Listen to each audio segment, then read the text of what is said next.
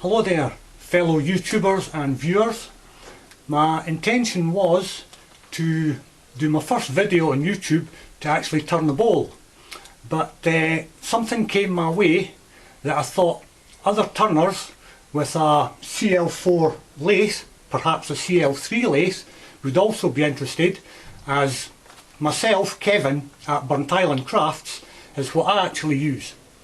I was looking at the Record Power website the other day to get a contact number, and I came across the new Record Cornet Envoy lathe, which has a outrigger for the tools post here. So I contacted them and they kindly sent me one to see if it'll actually fit on the CL4 CL3. I will have to pay for this product if I decide to keep it, but I thought I'd do a small video review to let other people with CL3 lathes see what it was like, so that it may save them some extra cash rather than having to buy the big outrigger such as I have as well, and in particular if their lathe was bench mounted.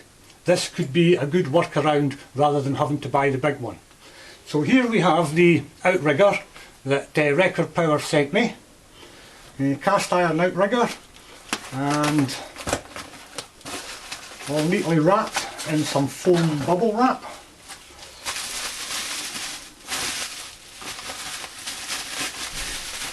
And there it is, the outrigger for the Record Cornet Envoy.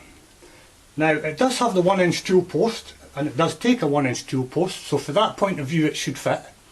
And from another point of view is that it will help get further extensions round it to enable you to move the tool rest to perhaps get round the back of bowls. So let's see if it fits first of all, in particular in relation to the centre height, which Record Power technical guys did mention to me before they sent it.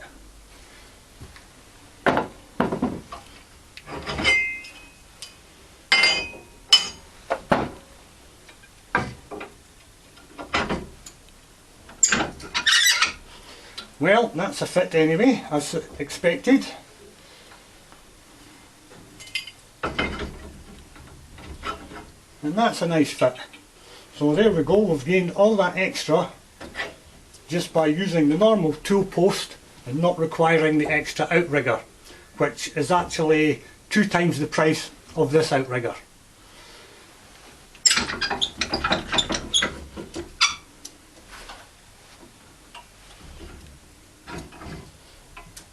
On occasion, I do have need to get round the back of a large diameter bowl, which often involves removing the banjo, placing it in behind it, and then putting the tool rest back on.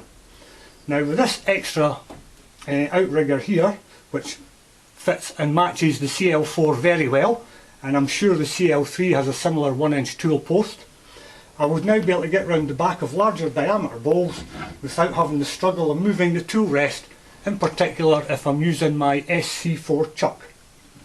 So let's move it across and check the centre height. Will it actually reach the centre height?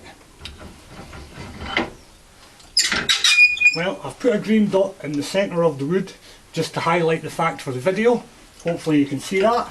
It is my first video, and I've not exactly got brilliant equipment, lighting wise, etc. But we'll get there. Right, there we go. Now, as we can see, centre height is here, and it's more than adequate to go up past or actually down below the centre height.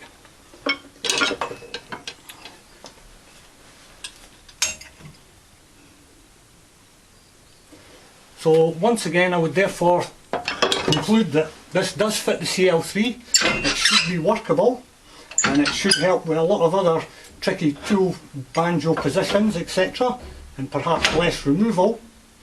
The only downside I can see at the moment is for going in across this way, as the actual locking nut for the tool post is here on the front. But I don't see a natural need for that, as we can simply just drop the tool post back into the banjo and go like that. But one advantage it may have when hollowing out a large bowl is that it may allow you to actually get deeper into that bowl.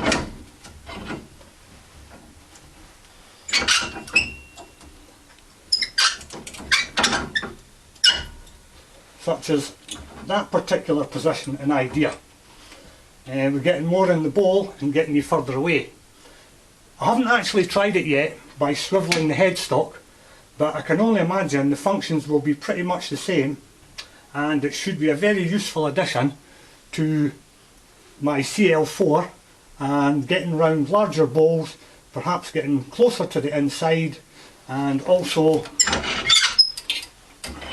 the use of extending it across for a certain length, either across the bed or with a tilted headstock.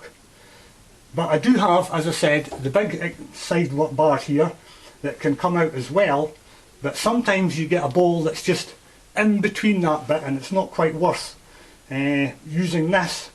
So I think this is a useful addition to the CL4. I'm certainly going to actually contact Record Power and actually pay for it so I can keep it, and hopefully in the near future I'll start getting some wood turning videos up, as this is my first one, and I thought I'd do this as a nice introductory video for Burnt Island Crafts.